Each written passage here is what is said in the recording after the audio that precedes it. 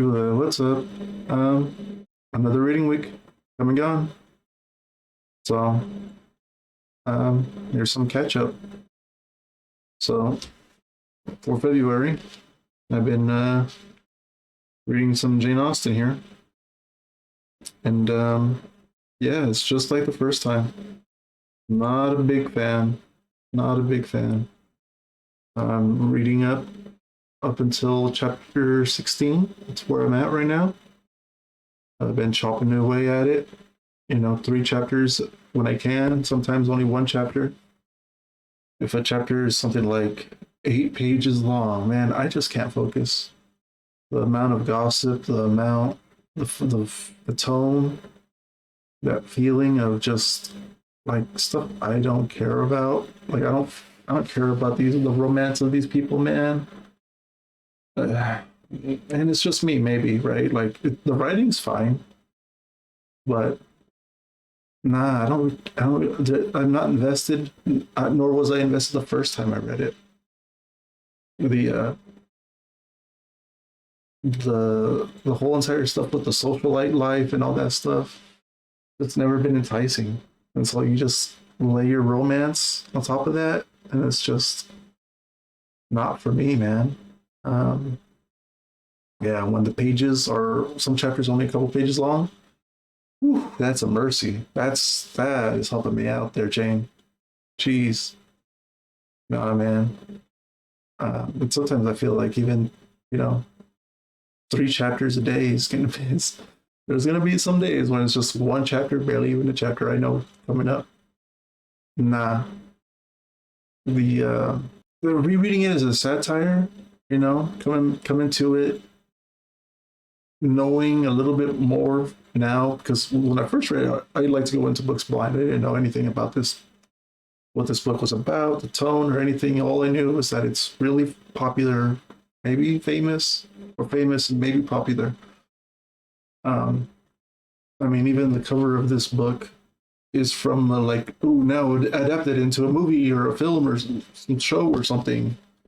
Not my favorite looking kind of books, but I mean, it's fine.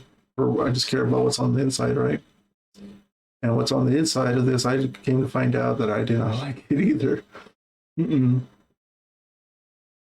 don't know. But what she does do in here, she does it well, right? Like rereading it as a satire, maybe some satire, some romance, some serious, and commentary on the social life of the socialite of England at the time. Yeah, like I get it. And when you're talking about chaotic emotions like love and elation and all that stuff, yeah, people are gonna be all over the place. The things they admire, the things that they're looking for. Yeah, and some people might be hypocrites of some kind or see faults in other people that they don't see in themselves. And I mean, who's an honest judge in those kinds of cases? So the characters do come out very solid, very the tones they hit, the frequencies, the characters are who they are. You can believe that they are who they are. So it's nothing against the writing or nothing against anything like that, but it's just the whole entire premise.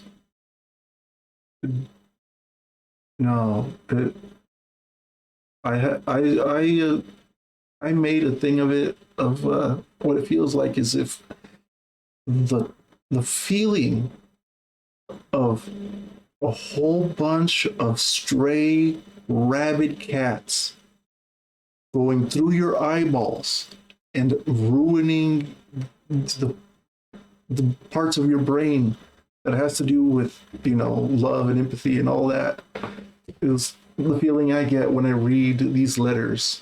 When the words come into my head and just wreak havoc, bloody havoc. I hate it so much. I hate it so much.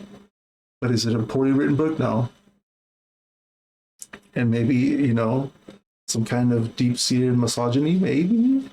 It has nothing to do with the women. It has nothing to do with, Jane Austen's, really groundbreaking and awesome writing, but it just doesn't work for me. I just don't like it. Am I excited to continue reading more Pride and Prejudice? Nah, man. Will I? Yeah, yeah. I'm just maybe I'll learn to appreciate something of it, but I'm not a quitter. At least I'll keep reading the book as much as it pains me. I also read the first play in this book by Aeschylus, the Supplicant Maidens. Yeah. Man, this is a hard book too. This book was hard. I don't know. The way that the prose, well, this book is written in verse, so it's like a poem. And I find that I struggle with poetry. I don't get it. It's another thing I don't get.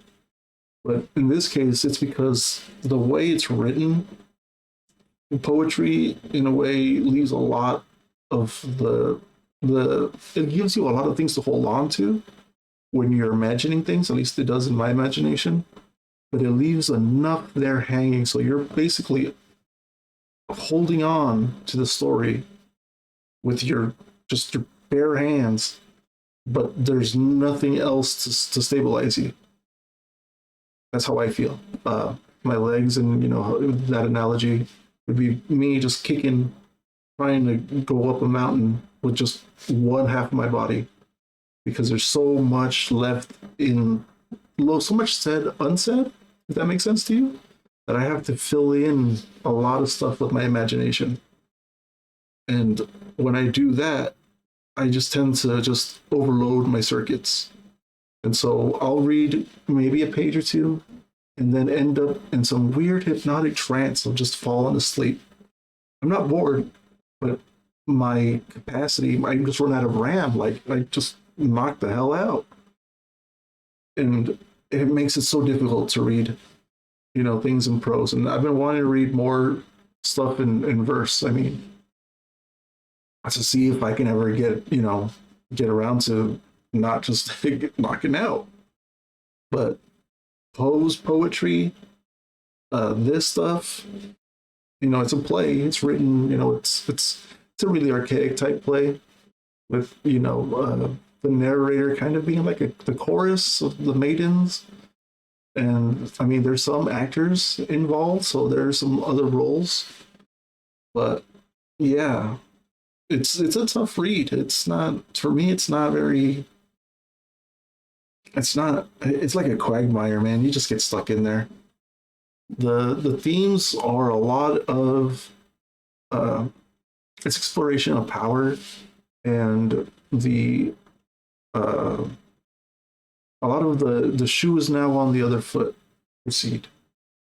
Like, okay, this and then this guy, right? They say where power comes from, or who, what's their fate going to be like, and maybe it's not about that at all. It was really hard for me to try to understand it.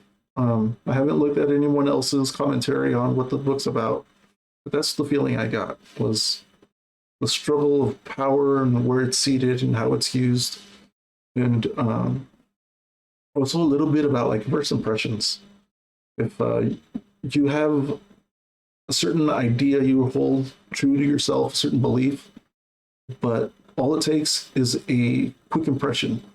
First quick impression, and you'll find yourself being on the other foot, believing in something else or acting in a different way, simply because of the way it's presented, the way that things look on a first impression. And then, where do you go from there, right? So, I don't know. Am I excited for more Aeschylus? Yeah. Yeah, there's more maybe not poetry, there's more poems, there's more plays.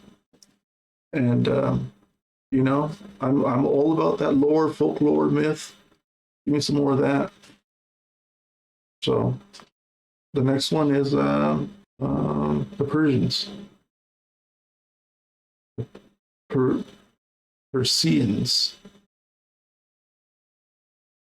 Yeah, those guys. GM Cookson. translated all of Aeschylus'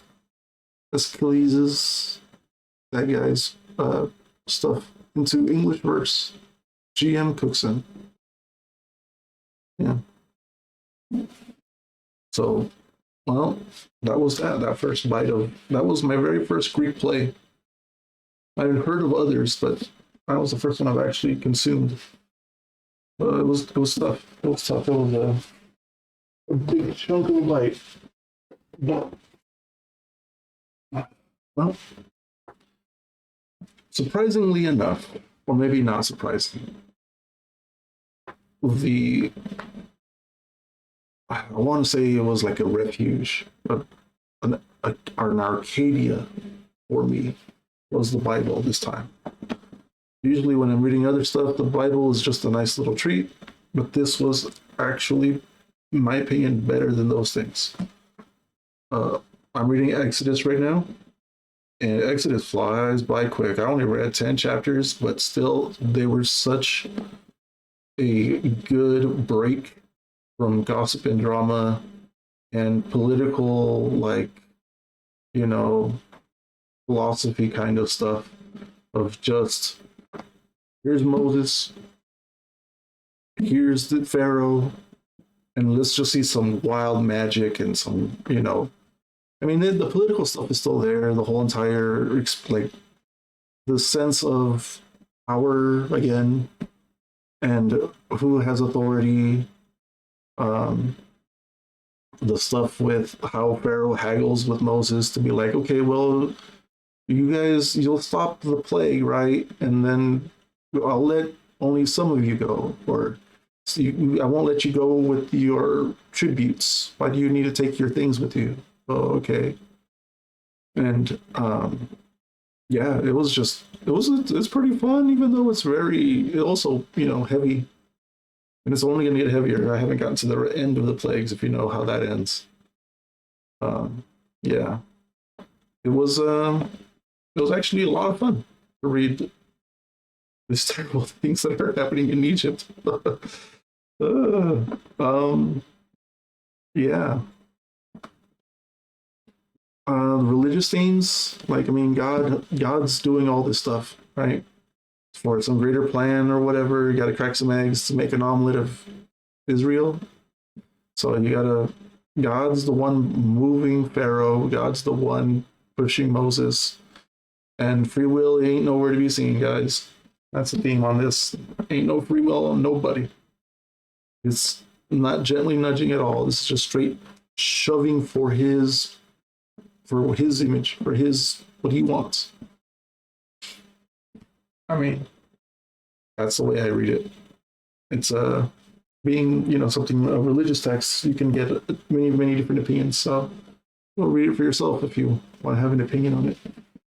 Again, I'm going to chapter 10 on the Bible, on Exodus. I'm still excited to read some more of that. That's some good stuff. Moving on to manga. So quite the shift. This week I read the volume 1, issue 1 of Shonen Jump, the January 2003. This one's got, it's got Yu-Gi-Oh! Chapter 1, Dragon Ball, Sandland, Yu Yu Hakusho, and One Piece. One thing that's cool about reading these old magazines is, the ads are always kind of interesting. Seeing, what things were happening in 2003. And since it's all Shonen Jump stuff, it's got, stuff that happens with the card game, the Yu-Gi-Oh! Card game, and other card games. And what's really cool is there's little interviews, kind of like a Q&A before the chapters. But this one has a full-length Akira Toriyama interview, and yeah, you can tell, man. When he was having this interview, he was done with Dragon Ball. He did not. He just was. He like checked out, and I kind of get it from what I've heard. right? Like, dude wanted to end it a while ago. He wanted to end it in Frieza. They kept pushing, and like, I have a feeling it ballooned way too big, way over what he expected, maybe, because it is a worldwide hit. People know about Dragon Ball everywhere, really. And when they ask him, what kind of manga do you want to draw? And he's like, oh, I just want to write like silly comedies. That's not Dragon Ball, guys. He's out of there. Yeah, so first story here is Yu-Gi-Oh! Yu-Gi-Oh!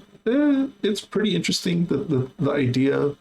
This is before the card game, so the idea of it being like these death games, they're shadow games, but this kid with an ancient Egyptian cursed item that possesses him, gives him powers to hold like judgment games. That's pretty cool. It reminds me very much of JoJo. And the exploration of friendship and usual Shonen Jump tropes, friendship and conviction, guts, justice, morality. Yeah, those are all here. But it was fun. It was a good start. Moving on to what's next? Dragon Ball. Dragon Ball, we go from chapters 134 to 136. Nah, man, this is the time between the end of Namek and the start of the Android saga. And I gotta say, these chapters are the kind of setup chapters. They're pretty weak. They're just, it felt, having reread it after so many years and, being tuned out from Dragon Ball and jumping right into chapter 134, it feels very much like you're just being fed the stuff that they came up with in the writer's room. Right? The editor and Akira Toriyama just got together and banged out these panels to just tell you like blah, blah, blah. It's pretty weak.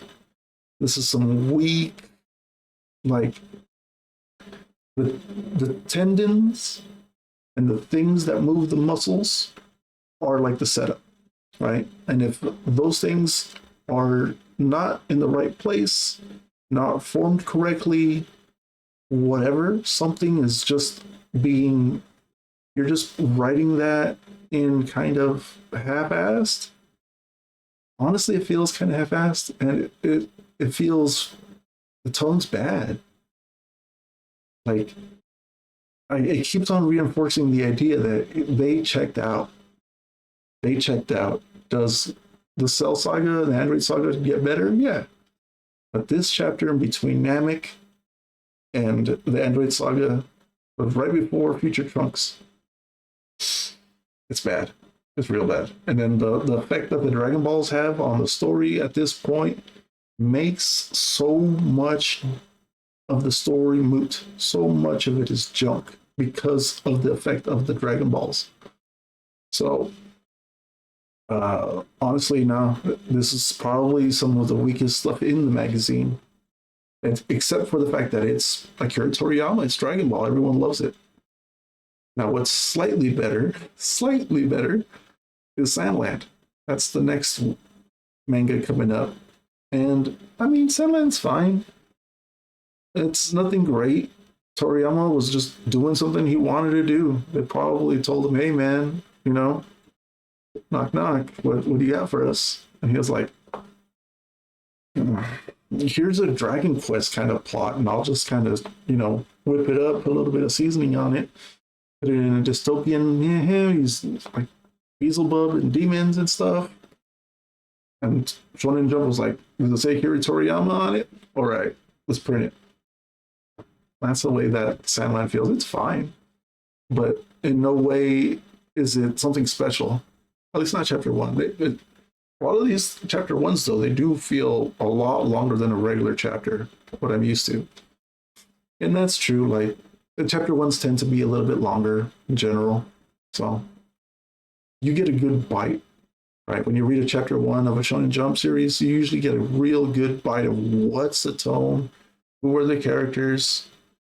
Sometimes you can give it only like the first volume, right? The first 7 to 9 chapters of a series. You know if you like it or not. And for some of these, it feels like just chapter one. Like, yeah, the bite is such that you know what you're gonna like about the series or not. So again, Sandline, it's fine. Yeah. Moving on, the next series after that is Yu Yu Hakusho, and man, Yu Yu Hakusho was real good. It was like, oh whoa, this magazine does have something good, and there's like a deep under the water kind of feeling that I get from Yu Yu Hakusho that, you know, was set in the 80s, maybe really, really early 90s. And that had given Japan just enough. I mean, this is me just throwing conjecture. I think that's the word, anyways. That's me just making shit up. Well, I'll do that a lot. There's enough time between the end of the Japanese economic miracle time, where their economy was soaring and there was just abundance for everyone, to the collapse in the 70s. And then by the time we get to the late 80s, 90s, when this is set, that the tone and the emotions that people have are that of a little bit nihilistic, a little bit of like, yeah, you know, nothing's going to get better. We're living in, you know, the downfall of the upswing. So the shadow of, you know, desperation, delinquency, just the institutions failing and people not meeting the expectations that they should, parents, the teachers, the, you know, like children. And in all of that, you have a character like Urameshi, Yusuke Urameshi, who's the protagonist, the main guy. And he does something unexpected. And the story kicks off from that, right? And the feeling that even though one little thing, there's still a little bit of a shine when the light hits it just right, people, you know, will do something to surprise you. Is that enough? Is that enough? No, most people would say it's not enough. And but yeah, the first chapter, Yu Yu Hakusho. Yeah, that I want to read some more. And I've never read Hunter x Hunter, or Hunter by Hunter, as I used to say back in the days. So eventually I'll get around to Hunter x Hunter. Yeah, I want to read more. And then the magazine ends with One Piece, chapter 1 of One Piece. Man, I read this chapter so many times. But the translation, you know, the magazine is rated teen. So certain things I'm surprised that they kept. And certain things I'm like, especially with the translation and localization, I really wish I could read all of this in Japanese. Because the Japanese, how I understand it, have a different sense of, you know, rude language. And there's not going to be much of like, oh, you can't say certain no words.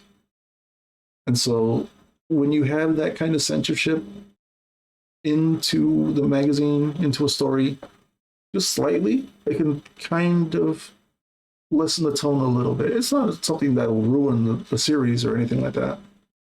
But it does, for how I like to read something, how I like to take in my art, it softens some of the blow. It cushions some of the impact. And the characters can kind of slowly drift into something else and then suddenly come into focus because they don't have to censor something. And then you're like, whoa, you know, just a slight tone change. And suddenly this goofy, lovable character is something really serious. But that's also like, it's just a slight little focus thing, right? It's not that big a deal. But it is something to take into consideration that in Japan, these are just magazines, they're just stories for young kids. To my knowledge, there isn't a teen rating, like stamp on it, like Comics Code Authority or whatever. Because I feel like in 2003, that was still very much a thing here in America, even though it was softening for sure by that point in time. The idea that comics, as manga is, this type of image juxtaposed to tell a story, has to be able to be consumable for children and okay teens, but in Japan, this is for kids. Anyways, what would I talk about? One Piece?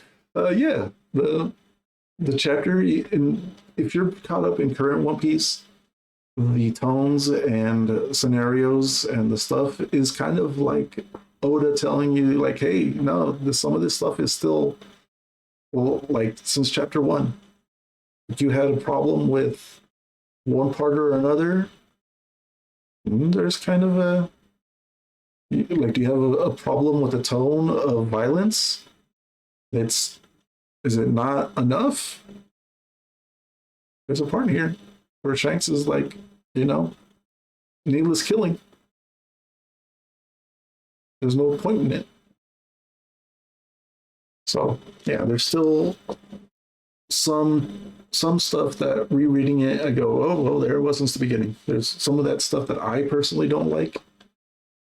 Like, I love One Piece, but there's some stuff that I'm just not on board for, in the sense of the tone of the story. But chapter 1, yeah, it's still there. Overall, it was fine. It was a good read. It was good.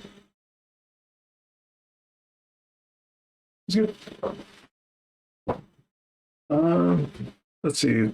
I also read the One Piece chapter this week. It was fine. More setup, more lore, mysteries inside of mysteries. It's typical kind of One Piece stuff. Excited for the next chapter coming up next week. We got a chapter next week. Well, it would be this week.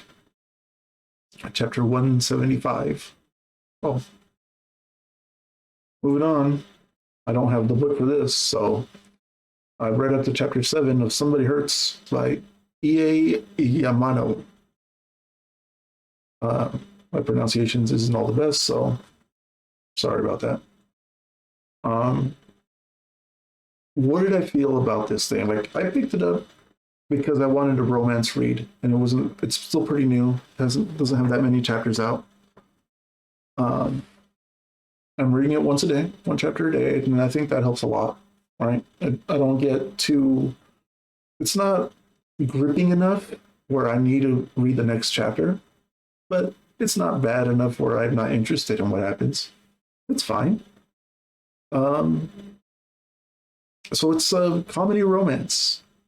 I figured I wasn't going to read it. I wasn't going to pick it up if chapter 1 couldn't at least make me go, okay, that was a joke. That was funny. I don't have to laugh. I don't even have to smile or smirk. I just go, okay, yeah, that was a joke. All right, you tried. I got it. And I got all the way to the end of the first chapter, and I was like, oh no, guys, this isn't gonna work. I'm gonna have to find something else to read. And then at the very last, like the little bit at the end, you clinch it. And I go, okay, that's a joke. That was a joke. Did I laugh? No. Did I even smirk or smile? No. But it was a joke. We got one. All right. I'm interested enough now to continue on, at least for the 16, 17, 18 chapters that are out. So now, after a week of reading Somebody Hurts, or Someone Hurts, I always get that wrong. Someone Hurts. The comedy, it's subjective, right? There's a lot of jokes that go over my head because it's just a reference I don't get.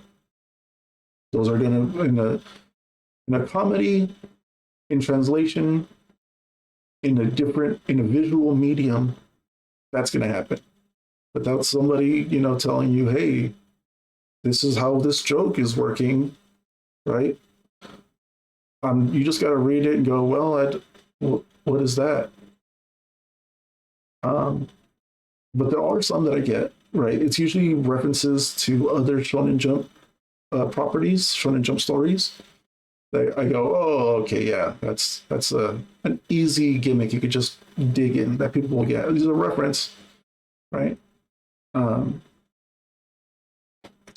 So going on about the characters, main character is boring as heck. He is so boring.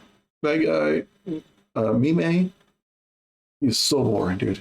But the way I'm seeing it is that he is a crucial and important part of a comedy duo, right? You got the Joker guy, the funny person, and you gotta have the straight man. It's the boring, just regular, run-of-the-muck kind of guy that will set up the question, set up a scenario, set up the joke, and then the Joker will spike it, land it, he'll deliver the joke and punchline for the yucks.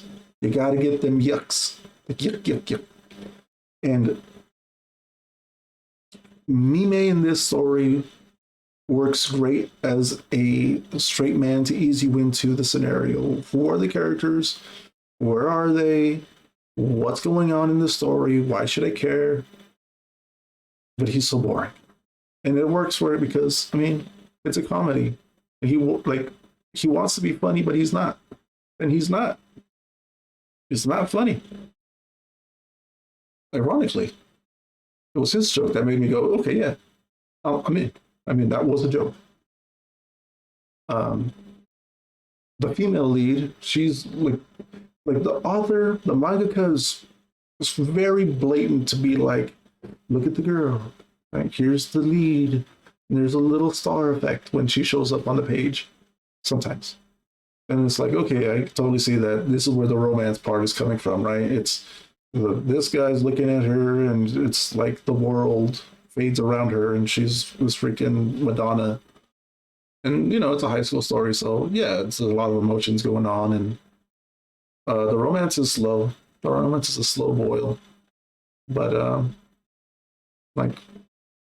right? Well, won't they kind of high school puppy love? How deep is the stakes really going to be?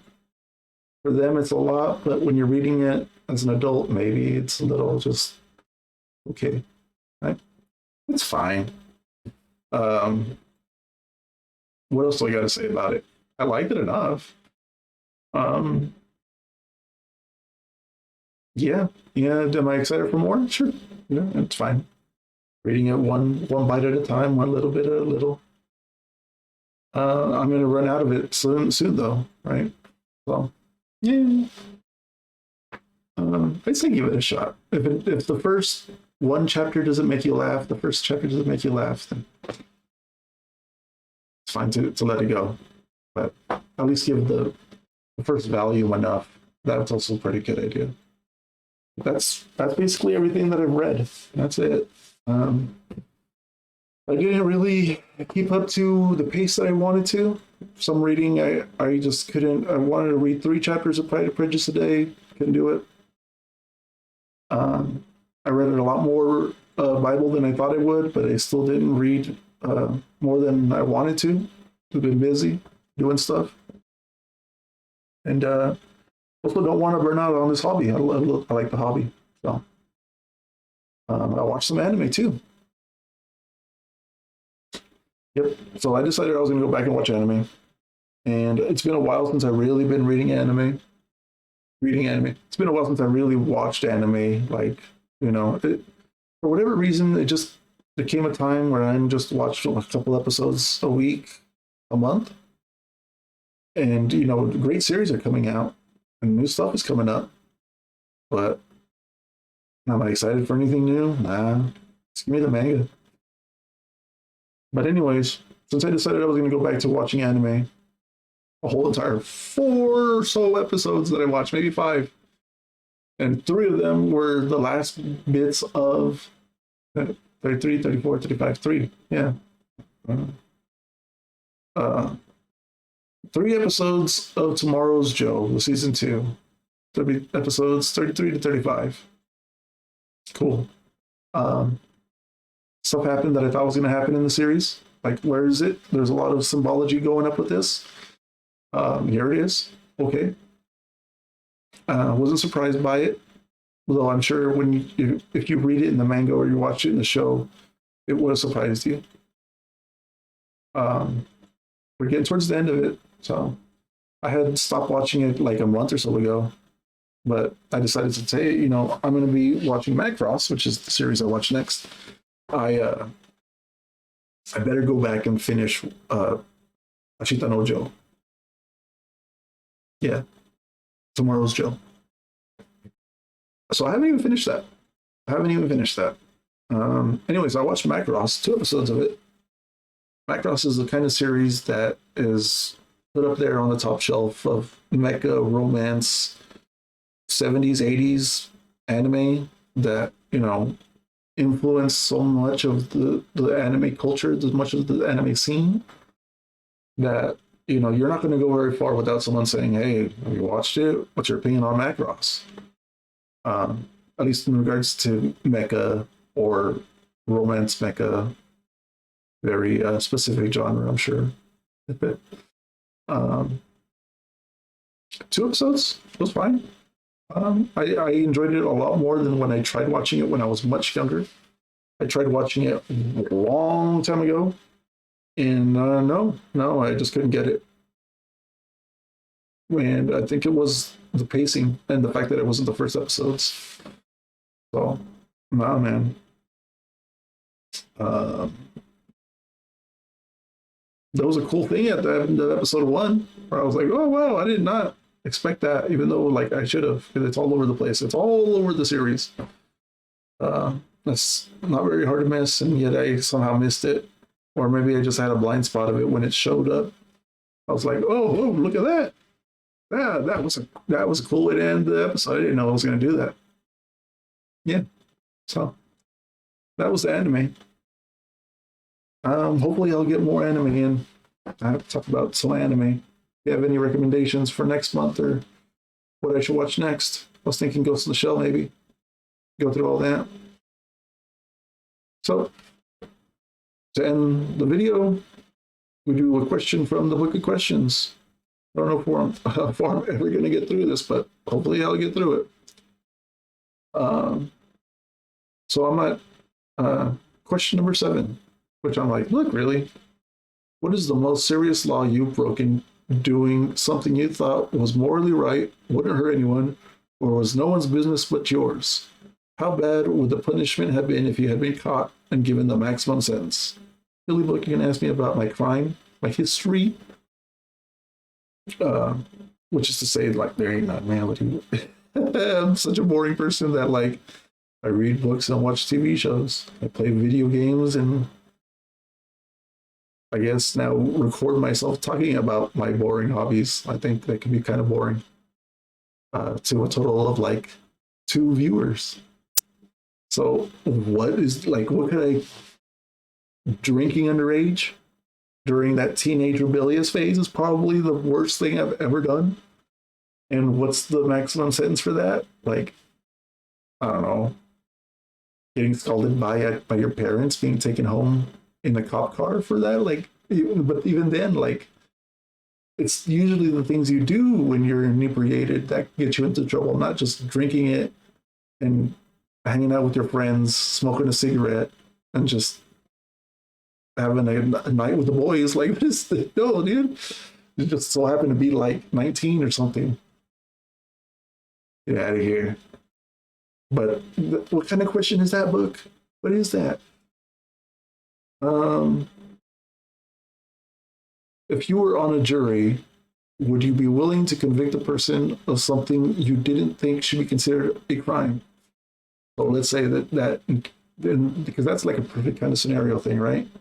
That's probably why they had that as a follow-up question.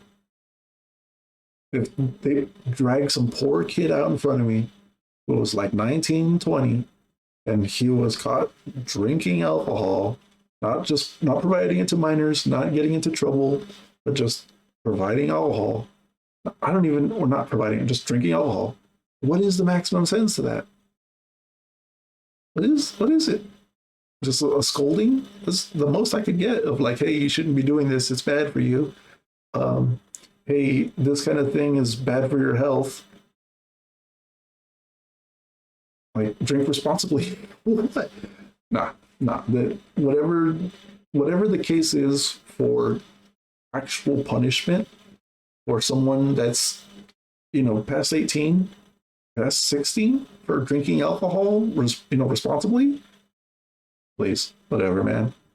No, let the poor kids go. Let them have their fun. Now, whatever they do, in inebriated state, in altered state, no mercy for that. If you get into a car accident, heaven forbid, or you do something terrible that, deserves a sentence, oh man, yeah, you're going to get hit with the harshest of punishments, right? Throw the book at those kids. And again, that's a personal thing of like how I see jail and punishment. But there should be unless it's something where the person's basically going to have to be, locked up for life. Let there be rehabilitation, right? Make it a turning point for a rescued life. Don't just throw them away and forget it, right? Throw them in a cell, throw away the key. But that's just the way I see punishment. I mean, that's the way the law should act. Personally, if someone does something to you and, you can't ever forgive them for it, and that's your prerogative, right? That's for you to decide. But society should at least give people a means to redeem themselves. I do believe in redemption for certain things. Some stuff is a lie. Well, anyways, that's one way to end the video. So, until next week, I'm Beto. This is me talking about some stories and stuff. So, later.